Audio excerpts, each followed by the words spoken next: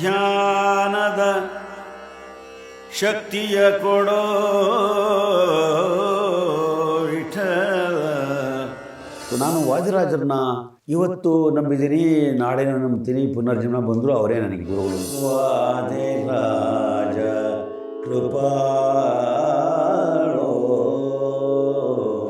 ಸಂಗೀತದ ಮೂಲಕನೇ ಅವರಿಗೆ ಅರ್ಪಣೆ ಮಾಡಬೇಕು ಅನ್ನೋ ಭಾವದಿಂದ ನಾನು ಈ ವಾಗ್ಗೇಯತ್ವಕ್ಕೆ ಪ್ರಯತ್ನ ಮಾಡಿದೆ. ಕಚೇರಿ ಮಾಡುವಾಗ ಎಲ್ಲರೂ ಹೇಳೋರು, ಪಂಚರ ಹಾಡಿ ಪದ್ಮನಾಭ ಹಾಡಿ ನಾಗರಾಜ ಅಂತ ಹೇಳೋರು ನಮ್ಮಿಬ್ಬರಿಗೂ ಬರ್ತಾ ಇರಲಿಲ್ಲ. ನಾವು ಒಂದು ಹಾಡ್ಬಿಟ್ಟು ಹಿಂದೆ ಕೂತ್ಕೊಂಡ್ಬಿಡ್ತಾ ಇದ್ವಿ.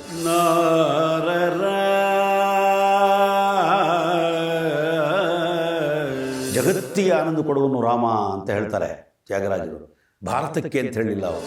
ಜಗದ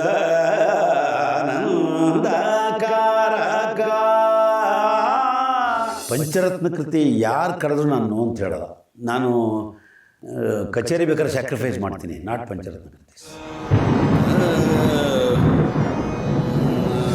ಆ ನಂತರದಲ್ಲಿ ಸುಮಾರು ಪೋಸ್ಟ್ ಟ್ರಿನಿಟಿ ಆಯಿತು, ಅದಕ್ಕೂ ಮುಂಚೆ ಸುಮಾರು ಜನ ಇದ್ದರು.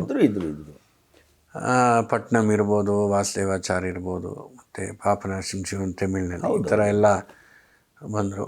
ನಿಮಗೆ ಯಾವಾಗ ಅನ್ನಿಸ್ತು ಸರ್ ನಾವೊಬ್ಬ ವಾಗ್ಗೇಯಕಾರನಾಗಿ ಏನಾದರೂ ಮಾಡ್ಬೋದು ಅಂತ? ನಿಮ್ಮ ನನಗೆ ಒಂದು ಎರಡು ವಿಚಾರಗಳು ಬಂತು ಮನಸ್ಸಲ್ಲಿ. ಯಾಕೆ ತ್ರಿಮೂರ್ತಿಗಳು ಇವತ್ತು ಆ ಮಟ್ಟದಲ್ಲಿದ್ದಾರೆ, ಹೇಗಿದ್ದಾರೆ? ಅವರು ಹಿಂದೇನೋ ಇದ್ದರು, ಊತುಕಾಡು ಇದ್ದರು, ವೀರಭದ್ರಯ್ಯ ಇದ್ದರು, ಆನಯ್ಯ ಇದ್ದರು, ಅವರೆಲ್ಲ ಕಂಪೋಸರ್, ರಾಮಸ್ವಾಮಿ ದೀಕ್ಷಿತರು ಇದ್ದರು, ಎಲ್ಲ ಸರಿ. ಇವ್ರದ್ದು ಯಾಕೆ ಅಷ್ಟು ಆಳವಾಗಿ ಜನಗಳು ನಿಂತು ಬಿಡ್ತು ಅನ್ನೋ ಪ್ರಶ್ನೆ ನನಗೆ ಕಾಡ್ತಾ ಬಂತು. ನಾನು ಆಮೇಲೆ ಅನಲೈಸ್ ಮಾಡಿಕೊಂಡೆ. ನೋಡಿ, ಹೇಗೆ ಅವರು ಲೋಕ ಕಲ್ಯಾಣಕ್ಕೋಸ್ಕರ ಶ್ರಮಿಸ್ಬಿಟ್ರು, ಸಂಗೀತದ ಅಭಿವೃದ್ಧಿಗೆ ತಪಸ್ಸು ಮಾಡಿದ್ರು, ಸಂಗೀತಕ್ಕೋಸ್ಕರ ತಪಸ್ಸು ಮಾಡಿದ್ರು. ತಾವು ತಪಸ್ಸು ಮಾಡಿ ತಮಗೇನು ಬೇಕೋ ಅದು ಕೇಳಲಿಲ್ಲ ಭಗವಂತನ ಅಥವಾ ಭಗವತಿನ, ಜನಗಳಿಗೆ ಹಂಚಿದ್ರು. ತಮ್ಮ ತಪಶಕ್ತಿಯನ್ನು ಜನಗಳಿಗೆ ಹಂಚಿದ್ದಿದೆಯಲ್ಲ, ಅದು ತುಂಬ ಅದ್ಭುತವಾದ್ದು. ಆ ತಪಶಕ್ತಿ ಇರೋದ್ರಿಂದಲೇ ಇವತ್ತು ತ್ರಿಮೂರ್ತಿಗಳ ಕೃತಿಗಳು ಜೀವಂತವಾಗಿರೋದು. ತಮ್ಮ ತಪಶಕ್ತಿನ ಕೃತಿಯಲ್ಲಿ ಸೇರಿಸಿದ್ದಾರೆ ಅವರು. ಕರ್ನಾಟಕ ಸಂಗೀತದ ರಾಮ ಭಕ್ತ ತ್ಯಾಗರಾಜರಿಗೆ ನಮನ,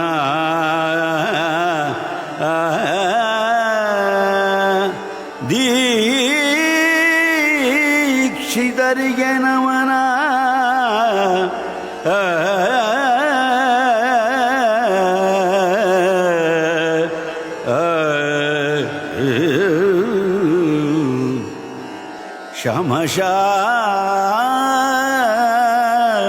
ಶಮಶಾಸ್ತ್ರಿಗೆ ನಮನ. ನಾನು ರಂಗನಾಯಕ ಮಾಡುವಾಗ ನನಗೆ ದೀಕ್ಷಿತರು ಕಾಣಿಸ್ತಾರೆ. ಇದು ಹೇಗೆ ಬರುತ್ತೆ? ಅವರ ತಪಶಕ್ತಿಯನ್ನು ಆ ಕೃತಿಗಳಲ್ಲೇ ಅವ್ರು ಸೇರಿಸಿದಾಗ ನಮಗೆ ಆಗುವಂತಹ ಅನುಭವಗಳೇ ಬೇರೆ. ಬೇರೆಯವ್ರದ್ದು ಎಲ್ಲ ಚೆನ್ನಾಗಿದೆ, ಇಲ್ಲ ಅಂತಲ್ಲ, ಅನುಭವಗಳಿದೆಯಲ್ಲ, ಒಂದು ಎಕ್ಸ್ಪೀರಿಯನ್ಸ್ ಅಂತ ಅನ್ನೋದು ಇರುತ್ತಲ್ಲ, ಭಾವಗಳಿರುತ್ತಲ್ಲ ಮನಸ್ಸಲ್ಲಿ. ಈಗ ಯಾವುದೋ ಒಂದು ಒಂದು ಜುಜಾವಂತಿನೋ, ದೀಕ್ಷಿತರ ಒಂದು ಜುಜಾವಂತಿ, ಅಥವಾ ತ್ಯಾಗರಾಜರ ಒಂದು ಕರಾರ ಪ್ರಿಯ, ಅಥವಾ ಇವರು ಭೈರವಿ ಹಾಡಿದಾಗ ರೋಮಾಂಚನ ಆಗಿಬಿಡುತ್ತೆ, ಮಾತು ಮೌನ ಆಗಿಬಿಡುತ್ತೆ, ಸ್ವರಗಳೇ ತುಂಬ್ಕೊಂಬಿಡುತ್ತೆ, ಸಾಹಿತ್ಯವೇ ತುಂಬ್ಕೊಂಬಿಡುತ್ತೆ, ದೈವವೇ ತುಂಬ್ಕೊಂಬಿಡುತ್ತೆ ಮನಸ್ಸಿಗೆ. ಆ ಒಂದು ಪಿಕ್ಚರ್ ನಮ್ಮ ಇದರಲ್ಲಿ ಬಂದ್ಬಿಡುತ್ತೆ. ಇದು ನಾನು ಅವರಲ್ಲಿ ಕಂಡಂಥ ವಿಶೇಷ. ನನಗೇನು ಮಾಡಬೇಕು ಅಂತೇನು, ನನಗೆ ಅಷ್ಟೆಲ್ಲ ಇದೆ, ನಾನೇನು ಮಾಡೋದು ಅನ್ನೋ ಭಾವ ನಂದರಲ್ಲೂ ಇತ್ತು, ಎಲ್ರಿಗೂ ಬೇರೆಯವ್ರಿಗೂ ಇತ್ತು. ಅದು ಕೆಲವು ಸಂದರ್ಭದಲ್ಲಿ ಆಂತರಿಕ ಭಾವಗಳು ಅಂತಿರುತ್ತೆ. ಆಂತರಿಕ ಭಾವಗಳದ್ದು ಹೇಗೆ ಅಂತಂದರೆ, ಅದು ಅಭಿವ್ಯಕ್ತವಾಗದೆ ಹೋದರೆ ಒಳಗಡೆ ಸೇರ್ಕೊಂಡು ಅದು ಕೊರಿತಾ ಇರುತ್ತೆ. ನನಗೆ ಹಸಿವು ಅಂತ ಆಗ್ಬೇಕಾರೆ ನಾನು ಹೋಟ್ಲಲ್ಲೋ ಅಥವಾ ಮನೆಯಲ್ಲಿ ಬಂದು ಊಟ ಮಾಡಬೇಕು, ಆವಾಗಲೇ ನನಗೆ ತೃಪ್ತಿ ಸಿಗೋದು. ಹಾಗೆ ಒಳಗಡೆ ಇರುವಂಥ ಭಾವಗಳಿರುತ್ತಲ್ಲ, ಸಾಹಿತ್ಯ ಭಾವ ಆಗ್ಬೋದು ಅಥವಾ ಸಂಗೀತ ಭಾವ, ಅದು ಹೊರಗಡೆ ಬಂದಾಗ ಮಾತ್ರ ನನಗೆ ಅದರ ರಿಲೀಫ್ ಸಿಗುತ್ತೆ. ಸೊ ಹೀಗೆ ನನ್ನ ಕಾಡ್ತಾಯಿತ್ತು. ನಾನು ವಾದಿರಾಜರನ್ನ ಇವತ್ತು ನಂಬಿದ್ದೀನಿ, ನಾಳೆ ನಂಬ್ತೀನಿ, ಪುನರ್ಜನ್ಮ ಬಂದರೂ ಅವರೇ ನನಗೆ ಗುರುಗಳು ಅಂತ ಅದು ನನ್ನ ದೃಢವಾದಂತಹ ನಂಬಿಕೆ. ಧ್ಯಾನದ ಶಕ್ತಿಯ ಕೊಡೋ ವಿಠಲ,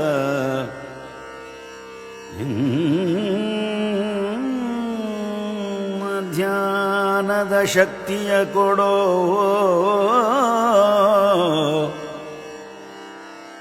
ಅನ್ಯರಲ್ಲಿ ವಿರಕ್ತಿಯ ಕೊಡೋ ಕೃಷ್ಣ.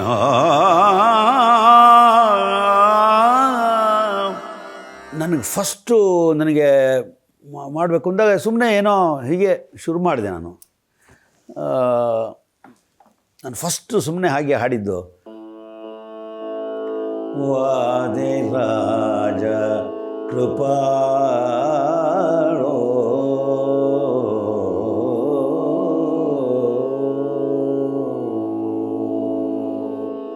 ಗುರುವಾದೆ ರಾಜ ನಿನಗೆ ಮೌನ, ಗುರುವಾದೆ ರಾಜ ನಿನಗೆ ಮೌನ. ಇವೆಲ್ಲ ನನ್ನ ಭಾವನಾತ್ಮಕವಾದ ವಿಚಾರಗಳು ನನ್ನಲ್ಲಿ ಕಾಡ್ತಾ ಇತ್ತು. ಅವ್ರಿಗೆ ನಾನು ಹೇಗೆ ಸಂಗೀತದ ಮೂಲಕ, ನಾನು ಅವ್ರು ಯಾರ ಸಿದ್ಧಾಂತಿಯಾಗಿ ನಾನು ಅವ್ರು ನೋಡಿಲ್ಲ, ನಾನು ನೋಡಿರೋವ್ರನ್ನ ಸಂಗೀತದ ಮಹಾನ್ ಒಂದು ಗಣಿ ಅಂತ ನೋಡಿದ್ದೀನಿ ಅಷ್ಟೇ. ಹಾಗಾಗಿ ನನಗೆ ಅವ್ರಿಗೆ ನಾನು ಅವ್ರ ಪಾದಕ್ಕೆ ಸಮರ್ಪಣೆ ಮಾಡಬೇಕು ನನ್ನ ಸಾಹಿತ್ಯ ಮತ್ತು ಸಂಗೀತ. ಯಾಕೆಂದರೆ ನನಗೆಲ್ಲ ಕೊಟ್ಟಿದ್ದಾರೆ ಅವ್ರು, ನಾನೇನು ಕೊಡಬಲ್ಲೆ ಅವರಿಗೆ, ನೀನಿತ್ಯ ಸಂಪತ್ತಿಗೆ ನಾನೇನು ಕೊಟ್ಟೇನೋ ಸ್ವಾಮಿ ಅಂತ ಎಲ್ಲ ಕೊಟ್ಟಿದ್ದಾರೆ. ನನಗೆ ಗೊತ್ತಿರೋ ಸಂಗೀತ ಒಂದೇ, ಇನ್ನೇನಿಲ್ಲ. ದುಡ್ಡು ಕೊಡೋಕ್ಕೆ ದುಡ್ಡಿಲ್ಲ ನಮ್ಮ ಹತ್ರ. ಸಂಗೀತದ ಮೂಲಕನೇ ಅವರಿಗೆ ಅರ್ಪಣೆ ಮಾಡಬೇಕು ಅನ್ನೋ ಭಾವದಿಂದ ನಾನು ಈ ವಾಗ್ಗೇಯತ್ವಕ್ಕೆ ಪ್ರಯತ್ನ ಮಾಡಿದೆ. ತುಂಬ ಸಂತೋಷ ಆಗಿದೆ ನನಗೆ. ಹೇಗೆ ನಿಮಗೆ ವಾದಿರಾಜರ ಬಗ್ಗೆ ಅಂದರೆ 30 ವರ್ಷ ಆದಮೇಲೆ ನೀವು ಹೇಳಿದ ಪ್ರಕಾರ 80 ವರ್ಷ, 80ನೇ ಇಸ್ವಿಯಲ್ಲಿ ನೀವು 89 ಅವರದ್ದು ನಾನು ಅವ್ರನ್ನ ಅನುಗ್ರಹಕ್ಕೆ ಅಪೇಕ್ಷೆ ಪಟ್ಟಿದ್ದು 90 ಒಳಗೆ ನನಗೆ ಅವರ ದರ್ಶನ ಆಯಿತು. ನನಗೆ ಅಂದರೆ ದರ್ಶನ ಅಂದರೆ ಆಂತರಿಕವಾಗಿ ಸೃಷ್ಟಿ ಮಾಡ್ಕೊಂಡ್ರಿ ನೀವು. ಅಂದರೆ ಈ 34 ವರ್ಷ ಆಯಿತು. ಹೌದು. ಹಾಗೆ ಅದಾದಮೇಲೆ ತಕ್ಷಣ ನೋಡು ವಾಸುದೇವ ಕೀರ್ತನ ಮಂಜನೆ ಮಾಡಿದೆ. ಖಂಡಿತ ಅಲ್ಲೇ ಬರ್ತೀನಿ. ಅದಕ್ಕೆ ಅದು ಆ ಅನುಗ್ರಹದಿಂದಲೇ ಆಗಿದ್ದು. ವಾದಿರಾಜ ಕೃತಿಗಳು ಆಗಿದ್ದು ಆವಾಗ 175 ಕೃತಿಗಳ ವಾಸುದೇವಾಚಾರ್ಯರ ಕನ್ನಡ ಲಿಪಿ ಇಲ್ಲದಂತಹ ಕಾಲದಲ್ಲಿ ಸುಮಾರು 6 ವರ್ಷಗಳ ಕಾಲ ಅದು ಮಾಡಿದ್ದೀನಿ ನಾನು ಆ ಪ್ರಾಜೆಕ್ಟ್. ಗೊತ್ತು, ಶ್ರೀಕಂಠನವರು ಎಸ್ ಕೃಷ್ಣಮೂರ್ತಿ ಅವರ ನೇತೃತ್ವದಲ್ಲಿ ನೀವು ಇದ್ರಿ. ಕ್ಯಾಸೆಟ್ ಮಾಡಿದ್ರು ನಾನೇ, ಪ್ರೊಡಕ್ಷನ್ ನಂದೇ, ಎಲ್ಲ ಕರ್ನಾಟಕದ ಕಲಾವಿದರನ್ನು ಹಾಡಿಸಿದ್ದೀನಿ. ಹೌದು, ಒಂದು 2-3 ನುಡಿಸಿರ್ಬೇಕು. ನುಡಿಸಿದ್ದೀನಿ. ಜೊತೆಗೆ ಆ ಮಟ್ಟನೂ ಕೊಡ್ತಿದ್ದೆ, ವರ್ಣಮಟ್ಟು, ಒಂದು ಬುಕ್ಲೆಟು. CD ಕಾಲಲ್ಲೆಲ್ಲ ಕ್ಯಾಸೆಟ್ ಕಾಲ. ನೋಡಿ ನಮ್ಮ ಸಂಗೀತದಲ್ಲಿ ಹೇಗೆ ಅಂದರೆ, ನೀವು ಸುಮ್ಮನೆ ಎಷ್ಟು ಗ್ರಂಥ ಮಾಡಿ ಒಂದು ಕೊಟ್ಬಿಟ್ರೆ ಏನಪ್ಪ ಇದು ಅಂತ ಹೆದರ್ಕೊಂಡು ಹಾಗೆ ಇಟ್ಬಿಡ್ತಾರೆ. ನಾನು ಏನು ಮಾಡಿದೆ, 10 ಕೃತಿ ಒಂದು ಕ್ಯಾಸೆಟ್ಟು, 10 ಕೃತಿಗಳ ಒಂದು ಸುಮ್ಮನೆ ಒಂದು ಬುಕ್ಲೆಟ್, ಅದಕ್ಕೆ ವರ್ಣಮಟ್ಟು. ಅಲ್ಲಿ ವರ್ಣಮಟ್ಟಲ್ಲಿ ಹೇಗಿದೆಯೋ ಹಾಗೆ ಹಾಡಿರ್ಬೇಕಲ್ಲಿ. ಈ ಥರದ ಒಂದು ಪ್ರಾಜೆಕ್ಟು 21 ವಾಲ್ಯೂಮ್. ಅದೊಂದು ಸಾಧನೆ ಕಾಣುತ್ತೆ ಸರ್. ಅದುವರೆಗೂ ಸ್ವಲ್ಪ ಏನೋ ತೊಂದರೆಯಲ್ಲಿ ಇತ್ತು ಅದು ಕೀರ್ತನೆಗಳು. ಇತ್ತು ಅದಕ್ಕೊಂದು ರೂಪ ಇರಲಿಲ್ಲ. ಅಲ್ಲ, ರೂಪನೂ ಇರಲಿಲ್ಲ. ಅದು ಮಾಡೋಕ್ಕೆ ಸ್ವಲ್ಪ ಬೇರೆ ಬೇರೆ ಥರದ ತೊಂದರೆಗಳು ಇದ್ದವು. ಹೌದು. ಅದೆಲ್ಲ ನೀವು ನಿವಾರಣೆ ಆಯಿತು. ಅದು ಆ ಟೈಮ್ಗೆ ಎಲ್ಲ ಒದಗಿ ಬಂತು. ಅದೊಂದಾಯಿತು. ಮತ್ತು ನೀವು ಬೇರೆ ಸುಮಾರು ಮಾಡಿದೆ. ಪಂಚರತ್ನ, ಅದರದ್ದು ಅರ್ಥ ಅದು TN ಪದ್ಮನಾಭ ಅವರು. ಪಂಚರತ್ನದ್ದು ಅಂದ್ರೆ ನಿಮ್ಮ ತಂದೆ ನನಗೆ ಯಾವಿಸ್ಕೊಳ್ಳೇಬೇಕು. ಯಾಕೆಂದರೆ ನನಗೆ ಪಂಚರತ್ನದ ಬಗ್ಗೆ ಅಷ್ಟೇನು ಅಭಿಪ್ರಾಯ ಇರಲಿಲ್ಲ, ಅಂದರೆ ಬರ್ತಾ ಇರಲಿಲ್ಲ ಅಂತಷ್ಟೇ. ತುಂಬ ಕಷ್ಟ, ನಮಗೆ ಅಷ್ಟು ಜ್ಞಾನ ಇರಲಿಲ್ಲ, ಅದನ್ನ ಸಾಧನೆ ಮಾಡುವಂಥ ಇದಿರಲಿಲ್ಲ. ವಸಂತಪುರಕ್ಕೆ ನಮ್ಮದೆಲ್ಲ ತುಂಬ ರೆಗ್ಯುಲರ್ ಭೇಟಿ. ಆವಾಗ ತ್ಯಾಗರಾಜ ಆರಾಧನೆ ಟೈಮ್ 3 ದಿವಸ ಅಲ್ಲೇ ಇರ್ತಾಯಿದ್ವಿ ನಾವು. ಆವಾಗ ಕಚೇರಿ ಮಾಡ್ತಾಯಿದ್ವಿ ನಾವು. ಆವಾಗ ಕಚೇರಿ ಮಾಡುವಾಗ ಎಲ್ಲರೂ ಹೇಳೋರು, ಹಾಡಿ ಪದ್ಮನಾಭ, ಹಾಡಿ ನಾಗರಾಜ ಅಂತ ಹೇಳೋರು. ನಮ್ಮಿಬ್ಬರಿಗೂ ಬರ್ತಾ ಇರಲಿಲ್ಲ. ನಾವು ಒಂದು ಹಾಡ್ಬಿಟ್ಟು ಹಿಂದೆ ಕೂತ್ಕೊಂಡ್ಬಿಡ್ತಾಯಿದ್ವಿ.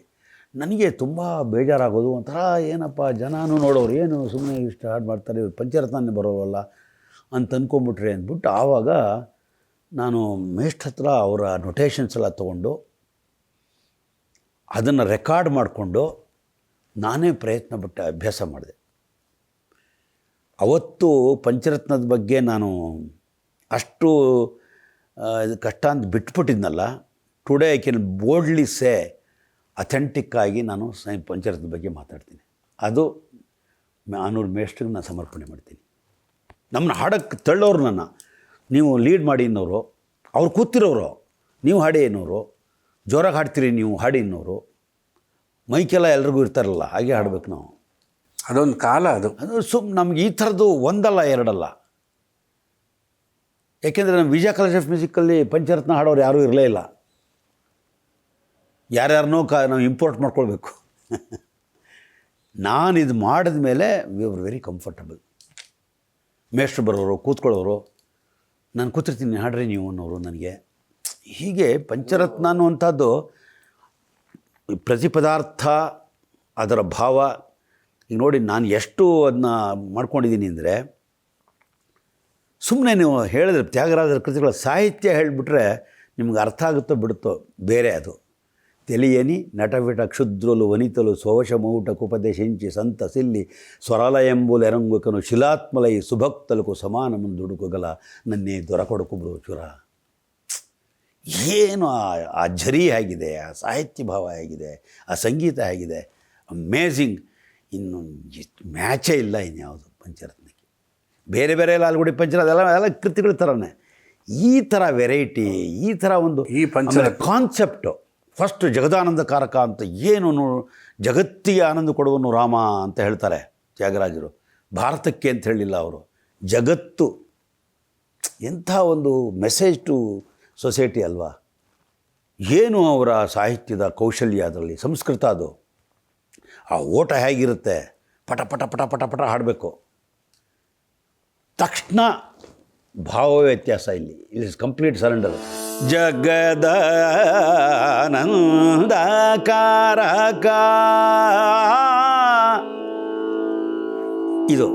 ಇದಕ್ಕೂ ನೋಡಿ, ದುಡುಕೂಗಲ ನನ್ನೇದೋಡ ಕೊಡುಕು ಬ್ರೋಚುರ ಎಂದೋ ದುಡುಕೂಗಲ ನನ್ನೇ ದೊರ ಕೊಡಕು. ಇದನ್ನು ಏಕಶ್ರುತಿರ ಶಿವ ಅಂತ ಹೇಳ್ತೀವಿ. ರೀ ಎಷ್ಟು ಇಂಟೆಲಿಜೆಂಟಾಗಿ ತಂದಿದ್ದಾರೆ ತ್ಯಾಗರಾಜನ್ ಅಂದರೆ, ಫುಲ್ ಆಫ್ ಗ್ರಾಮರ್. ಚನೆ ಸ್ಟ್ರಕ್ಚರ್ ನೋಡಿ ಎಷ್ಟು ಚೆನ್ನಾಗಿದೆ. ಇಲ್ಲಿ ದುಡ್ಡು ಅಂದ ತಕ್ಷಣ ನೆಕ್ಸ್ಟ್ ಅಗೇನ್ ಭಾವದ ವ್ಯತ್ಯಾಸ. ಚನೆ ಅದು ಕೃಷ್ಣನ ಮೇಲೆ ಓ ಮನದ, ಅಲ್ಲಿ ರಾಮ ಕೃಷ್ಣನ್ನ ಹೌದು ಈಕ್ವಲ್ ಆಗಿ ತಂದಿದ್ದಾರೆ. ಅವರು ಎಷ್ಟು ಪ್ರೆಜುಡಿಸ್ ಅಂದರೆ ತ್ಯಾಗರಾಜರು, ರಾಮನ್ನ ಬೈಯಲ್ಲ ಅವರು. ಸಮಯಾನಿಗೆ ತಗೋ ಮಾಟಾಡ ಕೃಷ್ಣ ಅಂತ ಹೇಳ್ತಾರೆ. ಏನು ಇಂಟೆಲಿಜೆಂಟು. ಆಮೇಲೆ ಆ ಲಯ ಅದನ್ನು ಎಳಿಬಾರ್ದು. ಆರಭಿ ರಾಗನೇ ಧೃತಕಾಲಕ್ಕೆ ಹೊಂದ್ಕೊಳ್ಳೋಂಥದ್ದು. ಅದನ್ನ ಸಾಧ್ಯನೆ ಸನೆ ಓ ಹೇಗಿರುತ್ತೆ ಪಟ ಪಟ ಪಟ ಪಟ ಪಟ ಅಂತಂದರೆ, ಒಟ್ಟು ಸಂಗೀತ ಅನ್ನೋದು ಜೀವನೋತ್ಸಾಹವನ್ನು ಕೊಡುವಂಥದ್ದು. ಪಂಚರತ್ನ ಕೃತಿಗಳ ಒಟ್ಟು ಸಾರ ಬದುಕಿನಲ್ಲಿ ಉತ್ಸಾಹ ಕೊಡುವಂಥದ್ದು ಅಂತ. ಆಮೇಲೆ ಪುನಃ ದೈನ್ಯತೆ.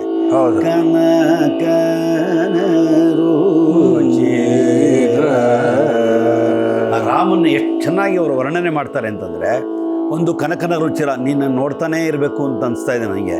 ಕನಕ ವಸನ ಅಂದರೆ ನೀನು ಬಂಗಾರದಂತಹ ಮುಖ ನಿಂದು, ಅಷ್ಟು ಚೆನ್ನಾಗಿ ಅಂದರೆ ಬಂಗಾರದಂಥ ಬಟ್ಟೆ ಹಾಕ್ಕೊಂಡ್ರು ನೀನು. ಕನಕನ ರೋಚೆ ಕನಕ ವಸನ ಕರಗೋಗ್ಬಿಡ್ಬೇಕು, ಕಲ್ಲು ಕರಗ್ಬಿಡ್ಬೇಕು. ಆ ಥರದ ಒಂದು ಕಾಂಪೋಸಿಷನ್. ನೆಕ್ಸ್ಟ್ ಒನ್ನು ದಿನ ಹಾಡ್ಕೊಳ್ಬೇಕಂತ ಕಾಂಪೋಸಿಷನ್ನು. ಎಂದರೋ ಮಗನು ಭಾಬುಲು ಅಂದರಿಕೆ ವಂದನ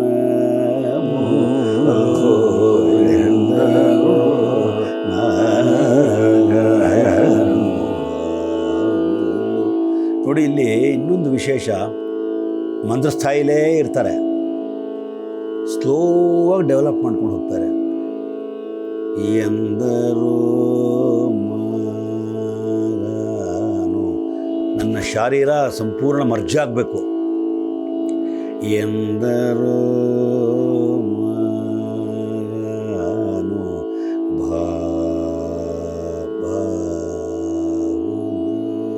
ನೆಕ್ಸ್ಟು ಚಂದೂರು ವರ್ಣೂನಿ,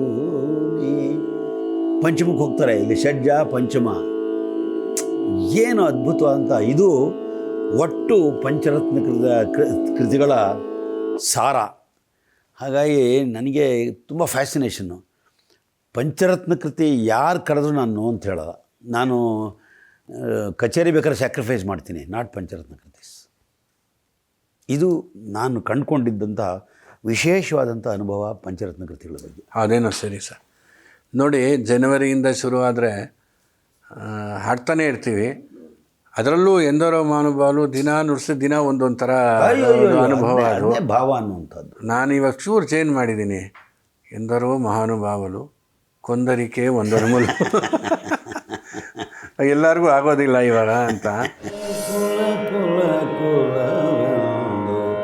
ಹೊಡೆದ